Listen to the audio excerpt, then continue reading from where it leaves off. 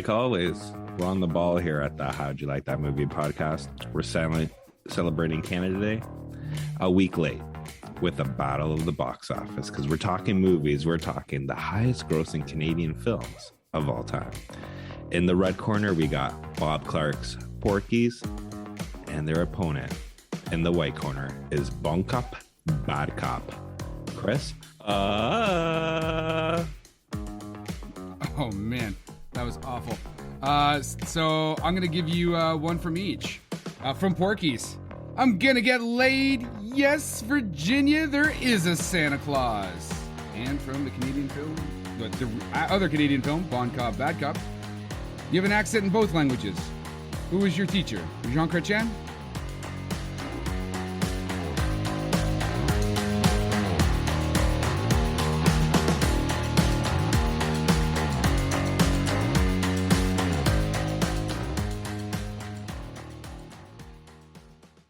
Hey, everybody, and welcome to this week's episode of How'd You Like That Movie? It is Canada Day when we're recording, so you're going to get a double-double. Porky's from 1981 and Bon Cop, a Bad Cop from 2006. Scott, take it away. Thank you, Chris. You're welcome. Before we begin, I would just like to ask, how's your growth chart going? It's going in the opposite direction at this point in my life, but I mean, these are the things we live with, right? Just like Pee-wee's. That's right. Yeah. Now, for me, I do enjoy both films, and I know you don't. Surprise! So I'm really looking forward to this conversation. Now, for me, I enjoy Porky's, even though, yes, it's 100% problematic in terms of content and the depiction of the characters.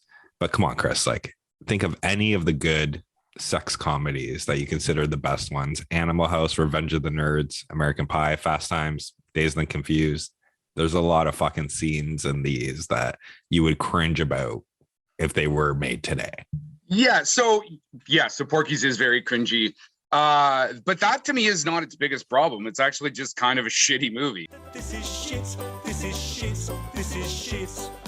The storyline is meh, but I mean, they could have done a better job with it. There's a lot of extra time. Like even at 98 minutes, it felt like it should be fucking shorter. Like a lot of stillness and not like stagnation in shots. I'm just like, let's get this thing edited. Let's get it like moving forward.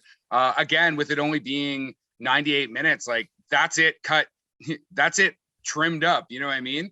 And I wonder if they thought like if we go any shorter we're not going to get a theatrical run, but it's just not really a good film. And I don't just mean that again from the cringeworthy aspects of it. I don't know, it did not stand the test of time. I'd probably seen this when I was much younger, and it's one of the reasons we're also doing another film. So okay, I get what you're saying, but yes, like there are some things in this movie that technically, they could have put a Langford lens on this, and they could have cut it. Like one is like the egg gag. When they did that, they really didn't have to film the whole like we're now gonna walk over to meet, reset up the gag, and then do it, right? Or what you do is you just reshoot it in a manner where it's like, so they do the gag on what is it, Shorty?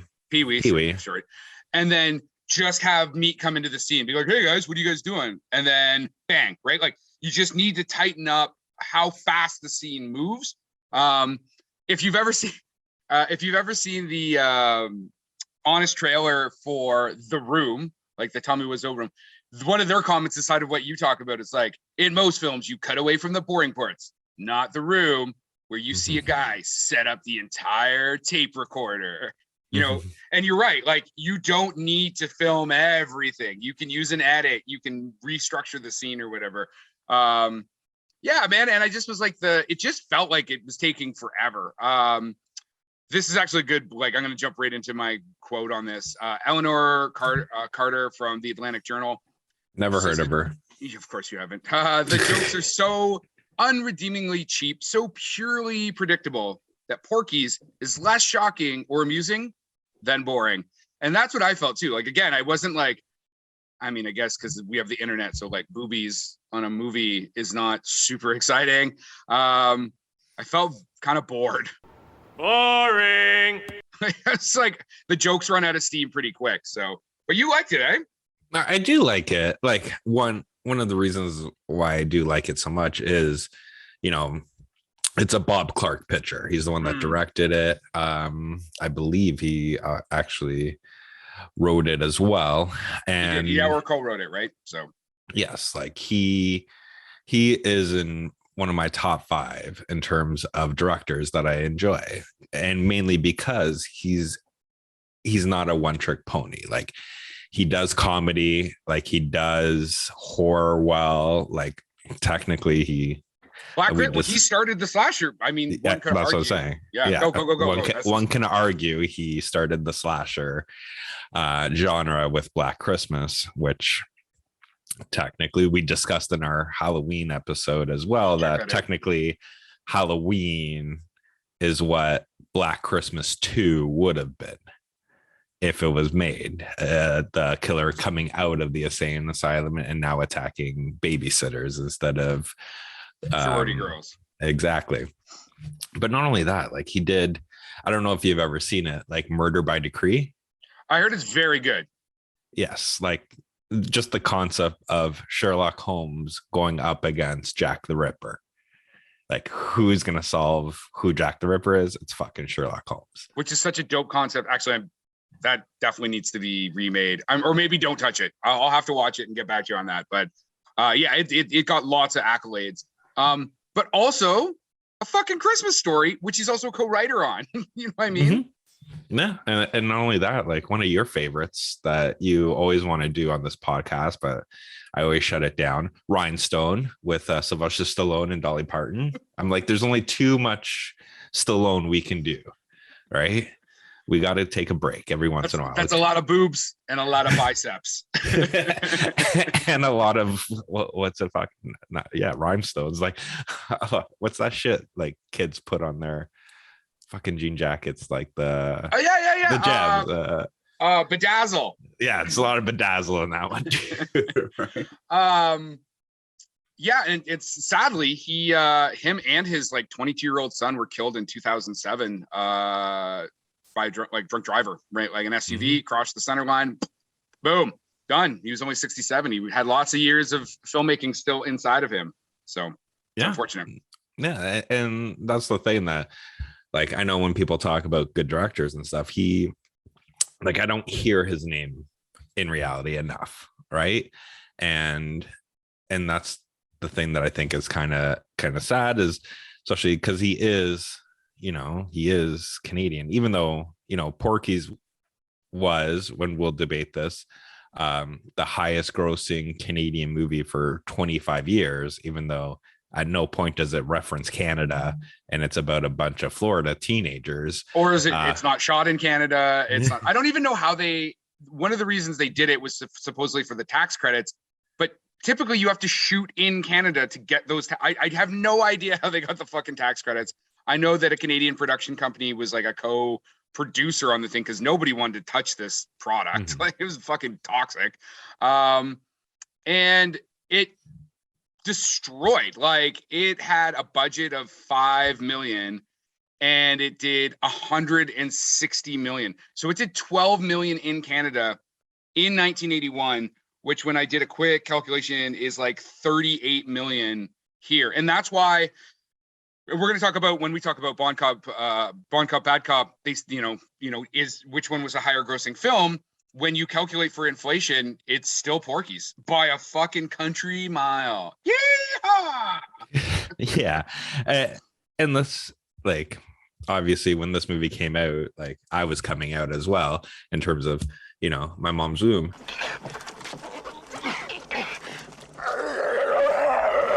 Okay, I'm glad you clarified that, because I was like, really? You came out in 81? I didn't know you had come out in 2022. No. But like, I think in terms of what this film did, especially with budget and how much it made, I think you can look at something like Paranormal Activity, where something was made on a super low budget that just fucking took the world by storm, right? And this was kind of it back then, over 40 years ago. But that was kind of, because it went worldwide. Like, this was a hit worldwide. To Mr. Worldwide. So much so that you can literally go on the IMDb of this page, and one of the videos on it is the Siskel and Ebert sneak previews thing. And they're like, the only fucking reason we're talking about this movie is because it's making money. If it was not making money, we can't not talk about it. You know what I mean? Yeah. They're like, we do not want to talk about this movie. So much so that their review is literally three scenes from the movie. And they're like, it's fucking bad.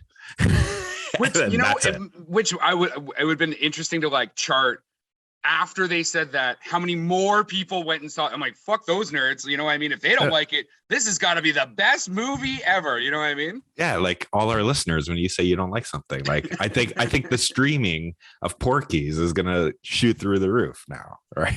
They're like, Chris doesn't like it. It's got to be good. It does have, you know, it did have a decent amount of Canadian actors. So Doug McGrath, who plays Coach Warren, he's from Sydney, Nova Scotia. Susan Clark, who plays Cherry Forever, she's from Sarnia, Ontario. Art Hindle, who played Ted Jarvis from Halifax, Nova Scotia. Wayne Motter, who played Kavanaugh, Four Falls, New Brunswick. And of course, Kim Cattrall, Miss Lynn Lassie Honeywell, from Courtney, BC via England. She was actually born in England. And surprisingly, her next film was Police Academy, which, not a Canadian film, but shot in Toronto. You know what I mean? So it's like, I don't know. It's weird. It's you know, this whole, you know, is it a Canadian film, is something that comes up when we talk about the Canadian Screen Awards, because you have to be a Canadian production company to go to the Canadian Screen Awards. But usually Canadian production companies are small and underfunded. So all our best talent often goes to the United States, and they get in films made by American production companies. So those big films don't get any accolades here in Canada. I mean, I guess an Oscar is better than a Canadian Screen Award. I'll take either one. So, you know, in case anybody's listening there. Yeah, in case they're just giving them away. I'll take either one. Exactly. Porky's 34% from the critics and a 57% from the audience. Those numbers, anytime you get into older movies that are kind of this vein, like I don't think people are watching Porky's today and then jumping on Rotten Tomatoes to be like, well, I got to make sure I update, update my Rotten Tomatoes or my Letterboxd account or something like that. So actually, I should have checked it on Letterboxd. Yeah. Do you have anything else you want to say about Porky's? It's bad. Like, I don't know. I will say this. Feel free to watch it. Just if you've never seen it, just to be like, so this was the highest grossing, depending on whose numbers you look at, Canadian film, like from a Canadian production company. But not only that, like this gets released and then they fucking fast track a sequel. Like that sequel gets released the next or 2 years after. So there's two sequels, and then there's, I don't know, it's not a reboot, but I guess there's three, because there's the sequel, the actual sequel, and then there's Pee-wee's Revenge or whatever, right? No, it's called Porky's Revenge, which is part 3. It's technically, this movie became a trilogy. Well, but then there's something called like Pee-wee's something or other that I saw when I was looking this film up. There's Porky's 3, Porky's Revenge. Yeah, and then there's another one that they did like more recently. Then I have no idea. I've never seen it or heard of it. I've only seen those 3, and literally after watching this one, I did watch the other 2. Well, maybe our producer can Google this while we're moving on to Bon Cop, Bad Cop, which is hilarious, and it's very Canadian. So, it would explain why it did not do fantastic outside of Canada. It's got an $8 million Canadian budget, so that's about $35 American. A box office of 12.6. So raw numbers, it does edge ahead of Porky's, but with the inflation, like I said, coming in at like 38 or 36 million, Porky's beats it like 3 times just even here in Canada, which is also impressive considering population size and a bunch of everything that changes over, multiple years. But Bon Cop, Bad Cop is from 2006 is a much better film from like the story to the cinematography to the acting to the script. Like it is a much higher quality production. Yes. Now, before we get into it, I want to ask you another question here. Go ahead. And not about your growth chart, but not about where babies are made or anything like that. No. Have you ever heard of the Mandela Effect? Yes. Okay.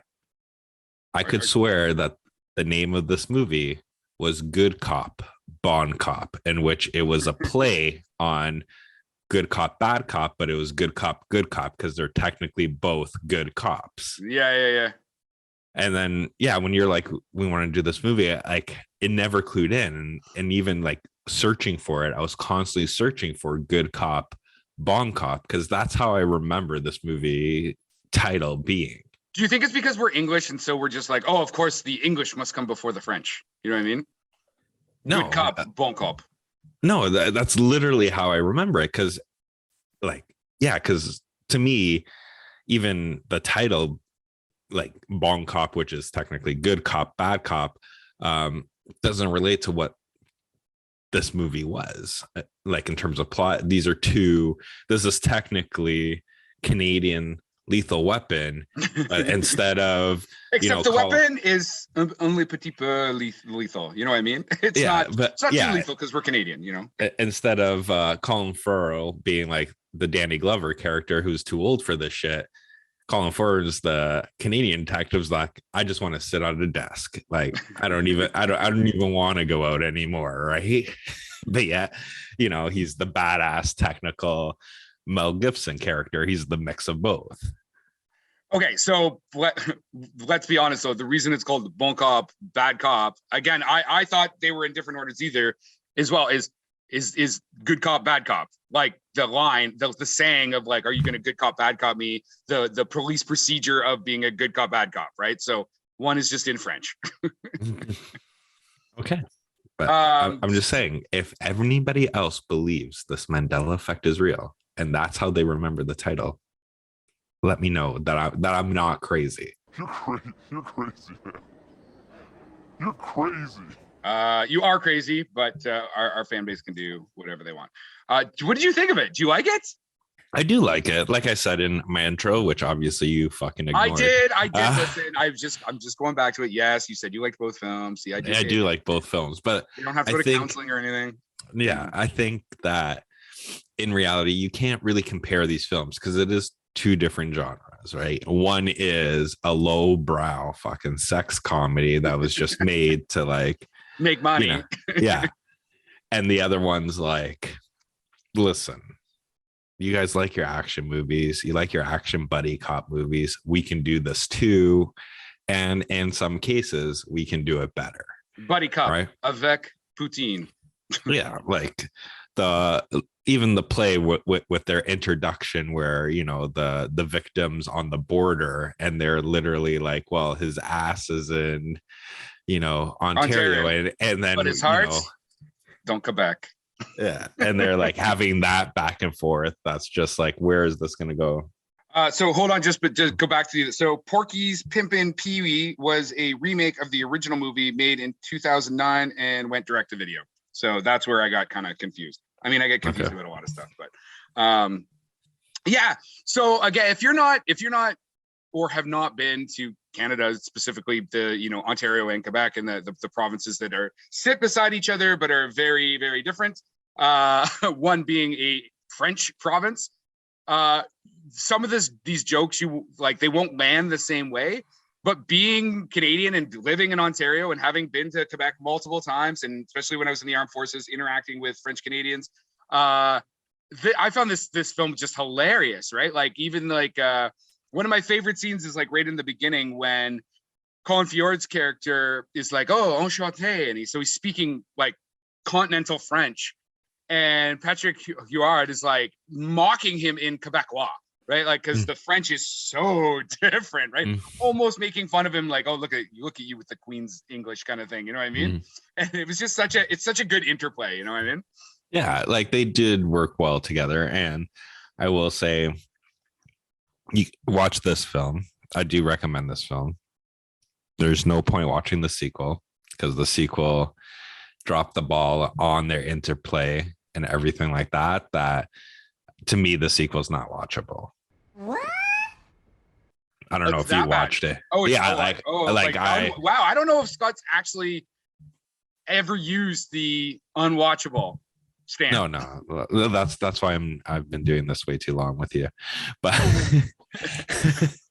but yeah, like, and it's not that, it's similar. Like they try to retread it, but now it's like bringing in everybody, and it's like a terrorist plot, and their kids are now involved in it without like, and like it just became so, like the plot became so contrived that it lost like the heart that this movie had, right?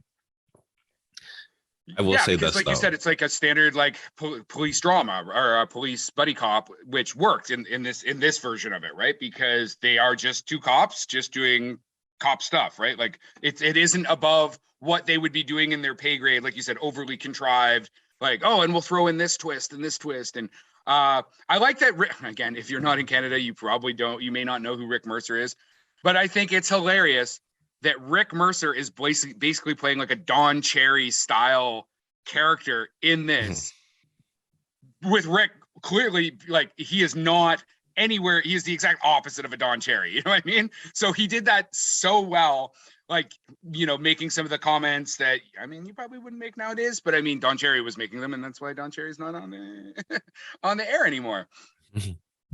I will say, I did feel there was something that I felt robbed about this movie, that there should have been a quick, you know, quid pro quo at which Colin Farrell was fucking this guy's ex-wife. If he got to fuck his sister, and then Colin Farrell and his wife was getting like had the connection. But Colin Farrell, no, because Colin Farrell, the type of character he is he's not gonna just fuck her. They're gonna go for dinner, they're gonna date.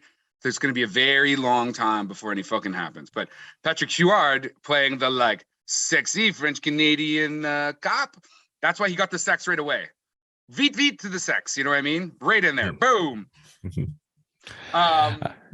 So no. Go ahead. No, go ahead.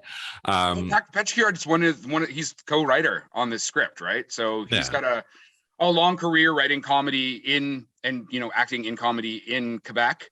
I'm not going to try and read off any of the titles of his films because I'll butcher the French and nobody's going to know about them outside of Quebec anyway. But Colin Farrell is, an American Canadian actor. He was born in Boston, grew up in Windsor. He's like, he made it big, like big for a Canadian actor. I mean, maybe not Ryan Reynolds big, but he's pretty big. He was in Face Off, Red Violin, Titus, The Insider, Pearl Harbor, Chicago, The Sum of All Fears.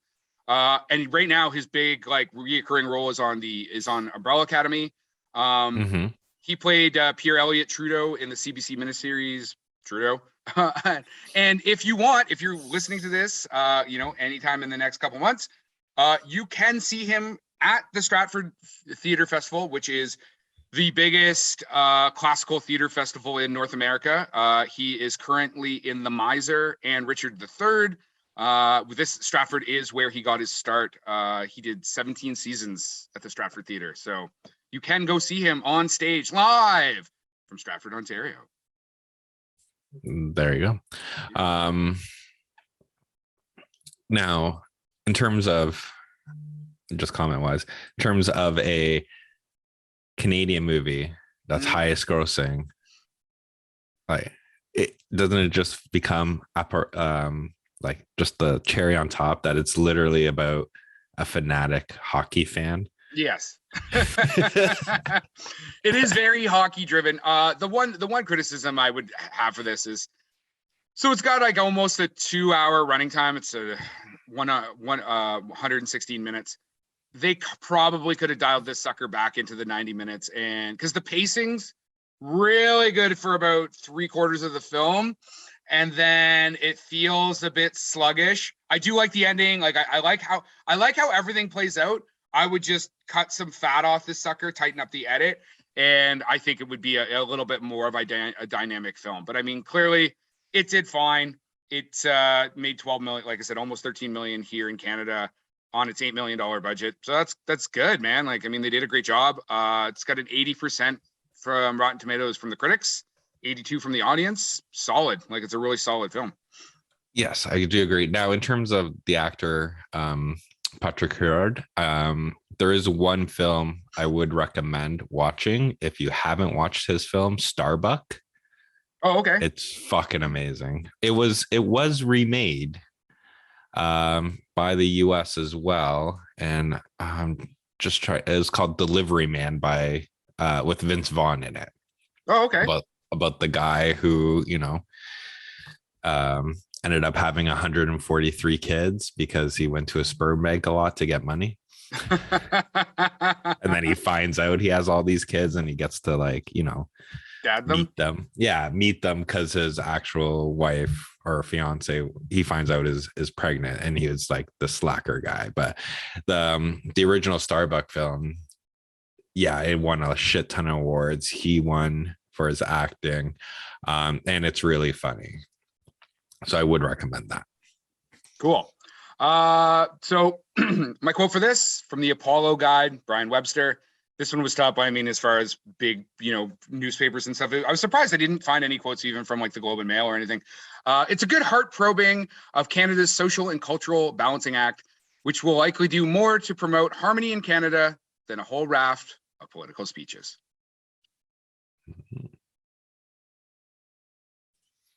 I don't know.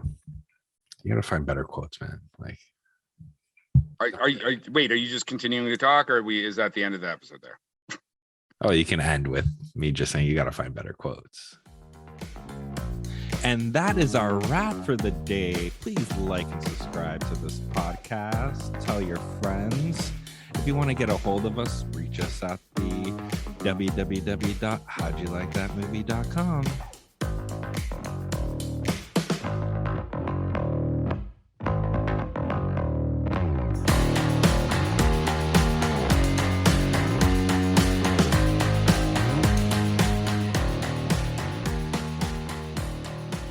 I literally looked up best teenage sex comedies, right? Like, to get the list, see what it says. And IMDb has it, and it has Porky's at like number 23.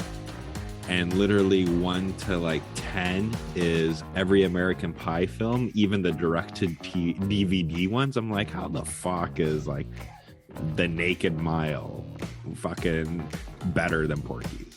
Come on. Sounds like, you know what? It sounds like there's that's a call to action. If you're listening to this podcast, try and get Porky's up the list of best teen sex comedies. That is a lofty and a noble goal, dear listeners. Production by Rod Shaver, Vader Monkey Productions.